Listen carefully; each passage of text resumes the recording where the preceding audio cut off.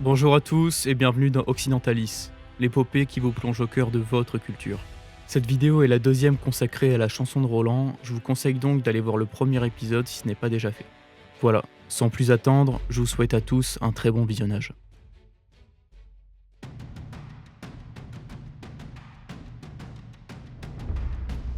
La bataille se poursuivait entre les troupes du roi païen Marsil et l'arrière-garde de Charlemagne menée par le preux Roland.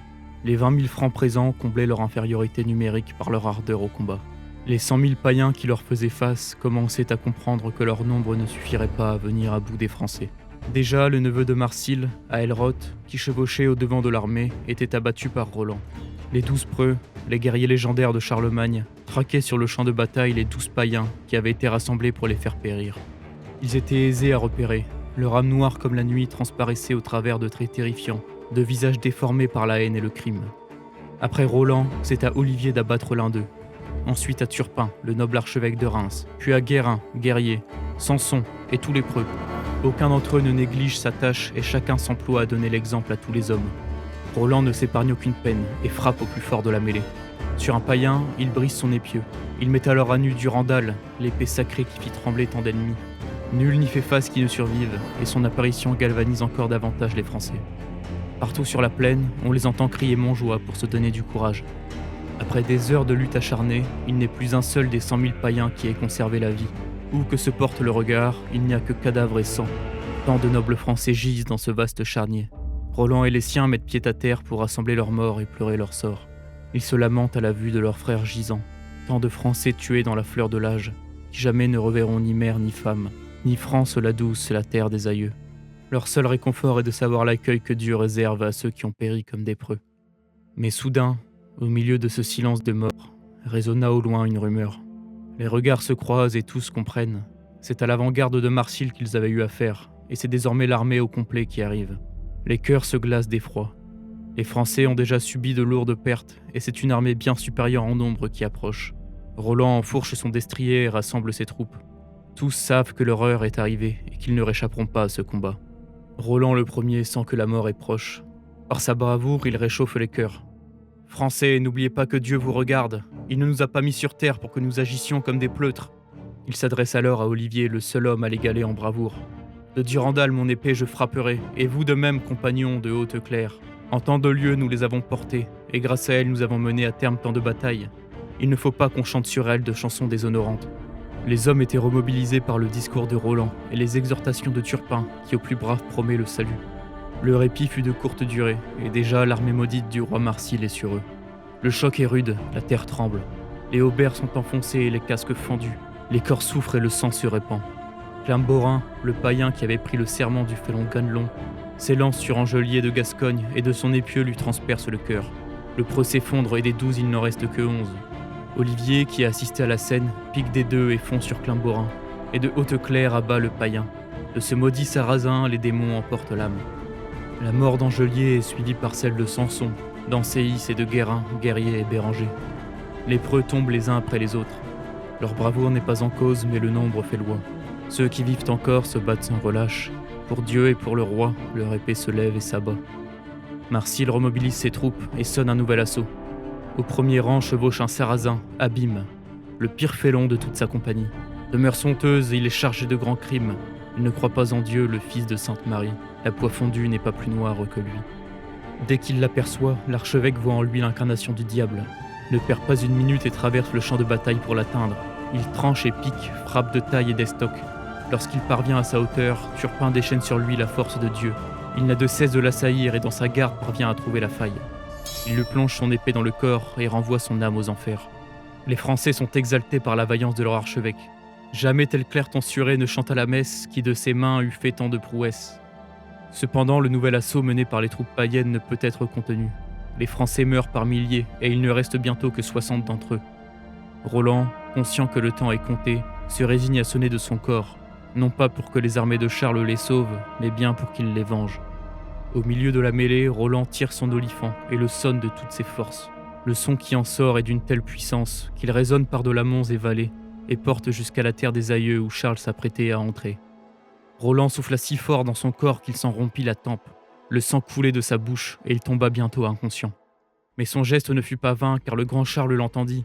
Il comprit tout de suite que l'arrière-garde avait été attaquée et qu'elle devait faire face à un grand péril, si Roland le Preux s'était résolu à sonner l'olifant. Pourtant, Ganelon le traître tenta de le convaincre de ne pas intervenir, que Roland l'impétueux devait tenter d'attirer l'attention sur lui. C'est encore une fois le sage duc de Nêmes qui fit entendre raison au roi. Ganelon fut arrêté et confié à Besgon, le maître des cuisines. Lui et 100 de ses compagnons le jetèrent au sol, lui arrachèrent à grandes poignées barbe et moustache, le rouèrent de coups de poing, de bâtons et de tout ce qui leur passait par la main. Ils l'enchaînèrent par le cou comme une bête de foire. Le comte Ganelon était déshonoré, et il aura bien le temps, le félon, de méditer son odieux crime. Il fit bien le preux Roland de sonner de son corps, car déjà les armées de Charles font demi-tour et chevauchent pleines de fureur et de rage.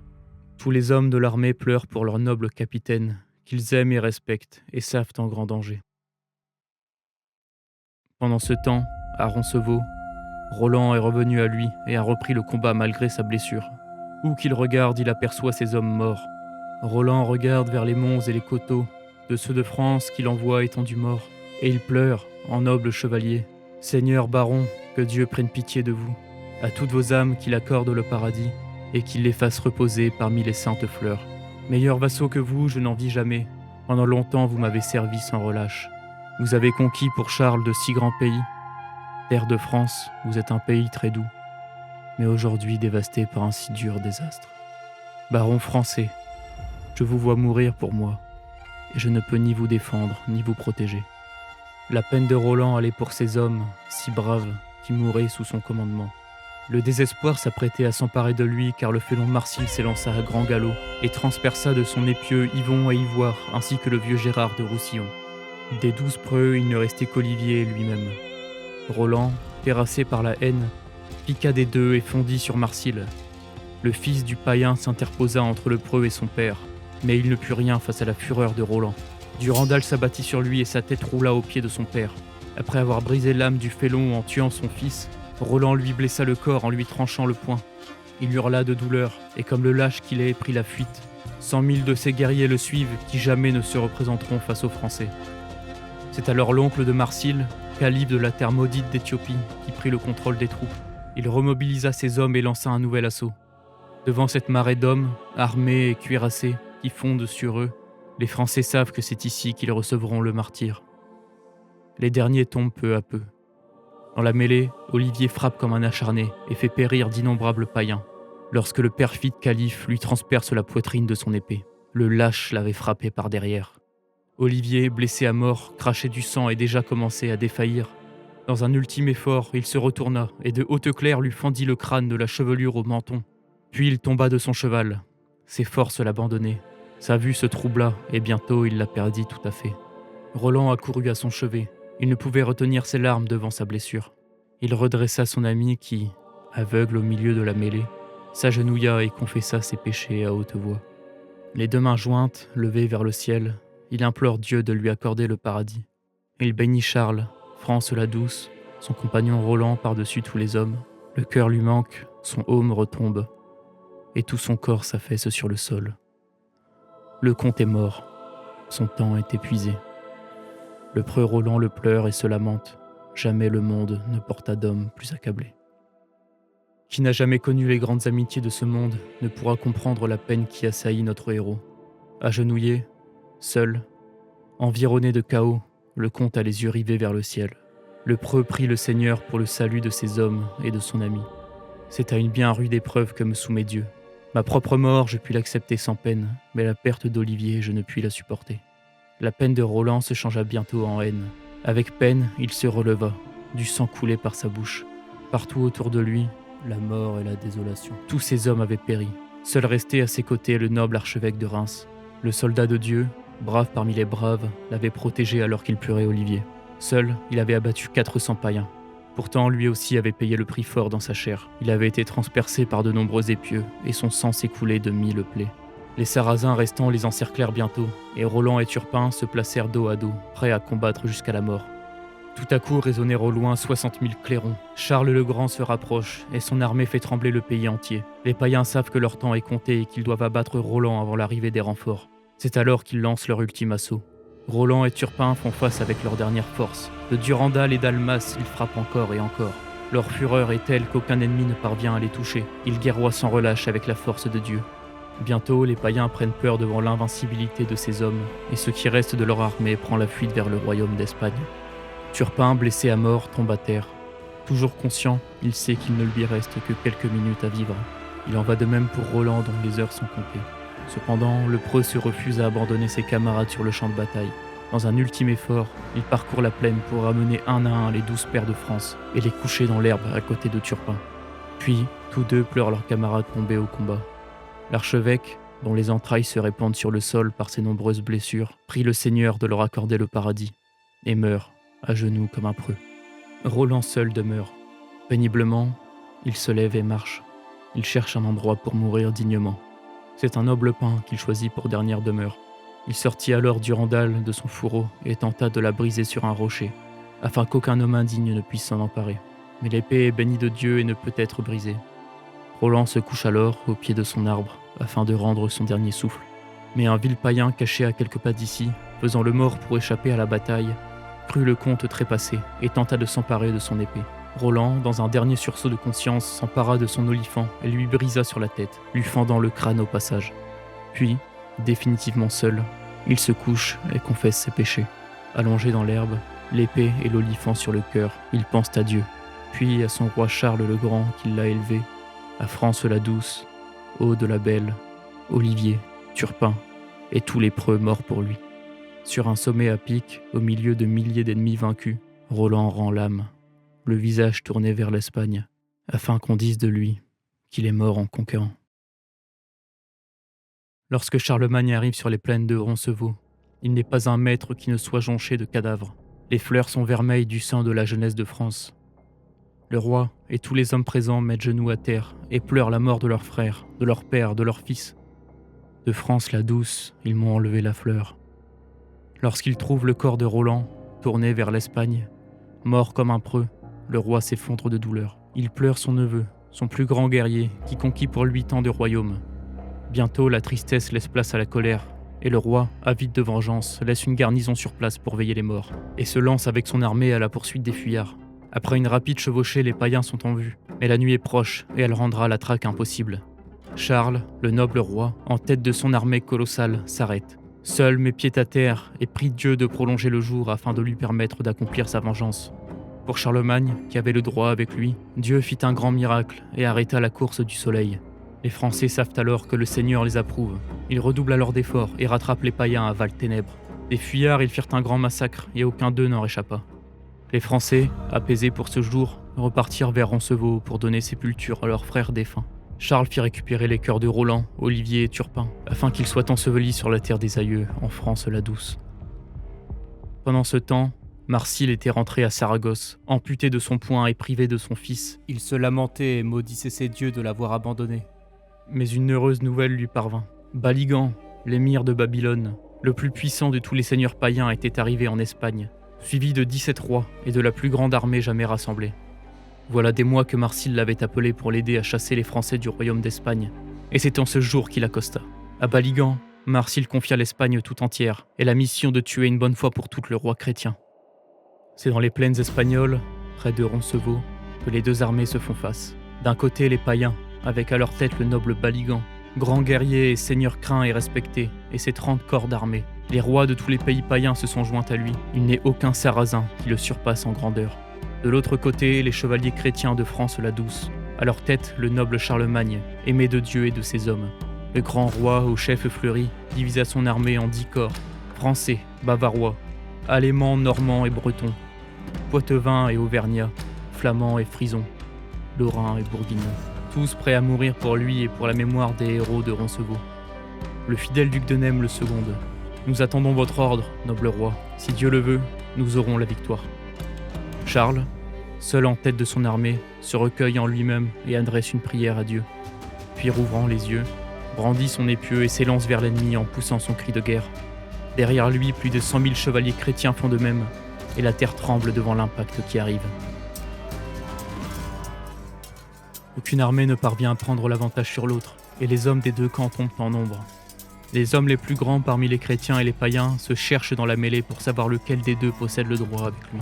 C'est bientôt le duc de Nêmes qui se retrouve aux prises avec Malprime, le fils du redoutable Baligan. Notre bienheureux duc parvient par son adresse à l'épée à triompher de son ennemi.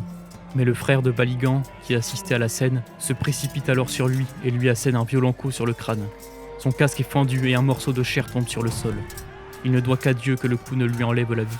Guerroyant près de lui, Charles de France pique des deux et fonce sur son adversaire pour secourir son noble conseiller.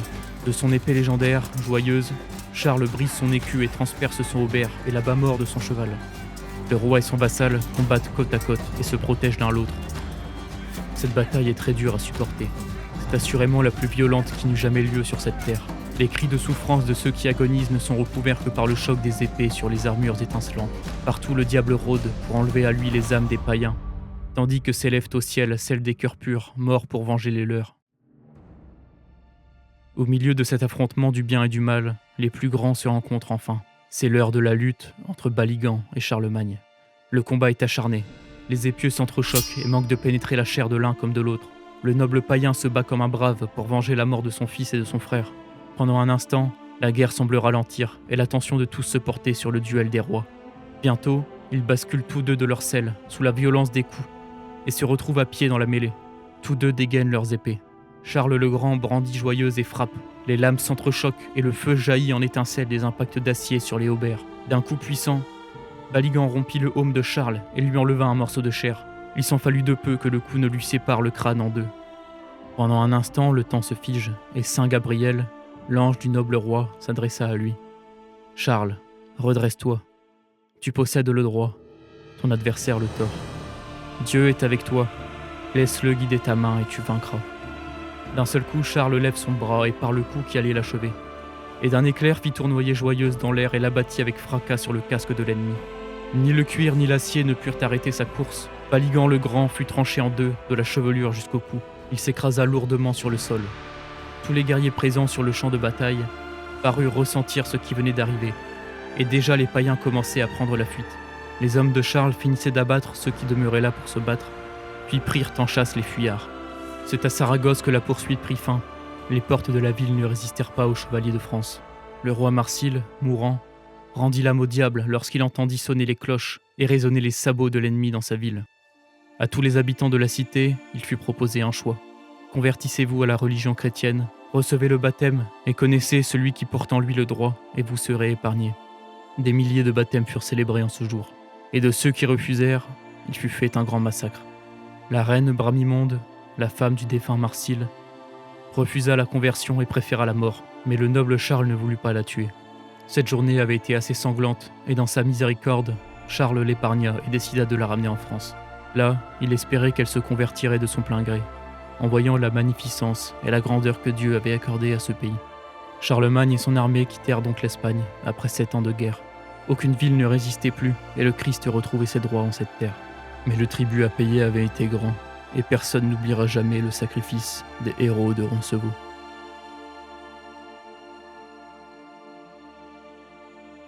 Les cloches sonnent pour célébrer le retour du roi sur ses terres. Les habitants en liesse se pressent dans les rues pour accueillir leur souverain victorieux. Après 7 ans d'absence, le roi et les hommes de sa suite sont célébrés comme des héros. Il en est un qui pourtant ne participe pas aux réjouissances, un que la foule n'acclame pas, un pour qui le retour sur la terre des aïeux n'est pas une heureuse nouvelle. C'est Ganelon le traître, qui demeure attaché en place publique devant le palais royal. Là, il est battu et molesté par la foule. Là, il montre au peuple l'exemple à ne pas suivre, lui qui l'a privé de son véritable modèle. La nouvelle de la mort de Roland a attristé tout le royaume, qui porte le deuil de son héros. Aude la Belle, la promise de Roland, ne put faire face à un tel coup, et mourut de chagrin en l'apprenant. La colère du peuple était grande, et Charles devait l'apaiser en donnant justice. Il convoqua ses juges, et l'enquête débuta pour statuer sur la culpabilité de Ganelon. « Seigneur baron, dit le roi Charles, selon le droit, jugez sur le cas de Ganelon. Jusqu'en Espagne, il fut dans l'armée avec moi. Il me priva de 20 000 de mes Français, de mon neveu, que vous ne reverrez plus, et d'Olivier le preux et le courtois. Il a trahi les 12 pères pour de l'argent. 30 des parents de Ganelon se présentèrent pour plaider sa cause. L'un d'entre eux, Pinabel, menaça de défier en duel quiconque le condamnerait à mort. Les juges mandés par le roi faillirent alors à leur tâche en plaidant le pardon pour le félon. Selon le droit, celui-ci allait être gracié aux grandes dames de Charlemagne, lorsqu'un chevalier, brave parmi les braves, se manifesta. C'était Thierry qui s'avança et qui accepta le duel de Pinabel. Pour la mémoire de Roland et de ses preux, il était prêt à risquer sa vie. Toute la ville se rassemble alors en place publique pour assister au duel entre Pinabel et Thierry. Les deux combattants ont écouté la messe, confessé leurs péchés et déposé des offrandes sur le parvis des églises. Face à face, sur leurs chevaux, ils s'en remettent au jugement de Dieu. Ils s'élancent dans un silence de mort. Tous deux tombent à terre sous la violence du choc. Leurs écus sont brisés. C'est à l'épée seule qu'ils confieront leur sort. Les deux preux sont admirés de tous. L'un se bat pour sa famille, l'autre pour la justice. Il s'en fallut de peu que Thierry soit tué. Un coup l'atteignit au visage et fit ruisseler le sang sur sa joue. Mais Dieu rendit son jugement et le droit fut pour lui. D'un coup rapide, il fendit le crâne de Pinabel et répandit sa cervelle sur le sol. La foule cria sa joie de voir le félon condamné et le droit triompher. L'issue du duel sonna en effet la fin de Ganelon et des siens. Le roi, rendant son jugement, commanda à l'un de ses magistrats. « Va, prends-les tous à l'arbre au bois funeste. Par cette barbe dont les poils sont chenus, s'il en réchappe un seul, tu es perdu et mort. » Les 30 parents de Ganelon, qui s'étaient portés garants pour lui, furent emmenés de force et pendus selon la volonté de Charles. Quant au traître lui-même, il est amené dans un pré et attaché par les membres à 4 destriers rapides et fougueux. Les chevaux poussés au galop rompent les membres du supplicié et les lui séparent du tronc. C'est ainsi que finit tristement Ganelon le félon.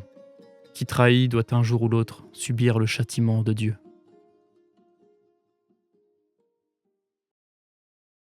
Un an après le retour du roi et de ses chevaliers, la ville est en fête. Aujourd'hui, au bain d'Aix-la-Grande est célébré le baptême de la reine d'Espagne. Celle qui était jadis la compagne du roi Marsile a été élevée à la connaissance du Saint-Évangile. C'est dans la lumière de cette vérité nouvelle qu'elle décida en tout amour de se convertir à la religion chrétienne. Le grand Charles avait vu clair en elle, et c'est grande justice qui lui accorda la chance et le temps pour découvrir le vrai culte. En ce clair jour d'avril, Bramimond de la païenne plonge dans les eaux baptismales. Elle en ressort heureuse et neuve. La ville entière se presse pour accueillir Julienne, la nouvelle reine chrétienne du royaume d'Espagne.